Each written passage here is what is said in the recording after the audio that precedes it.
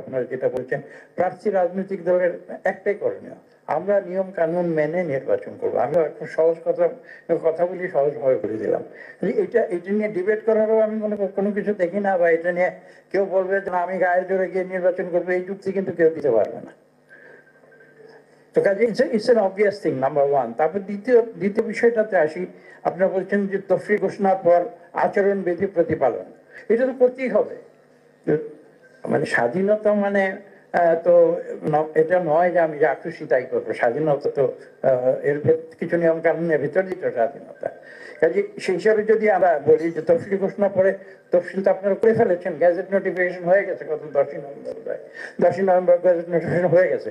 তো এখন তো আমরা এই তফসিলের বাইরে আমাদের যাওয়ার কোনো সুযোগ আছে? আমি কিন্তু সেটা দেখছি না। এবং তফসিল আপনারা ভেবে চিন্তা করেছেন, আমরা বিভিন্ন মতামত দিয়েছিলাম। আমি বলবো না যে সবকিছু প্রতিফলিত হয়েছে।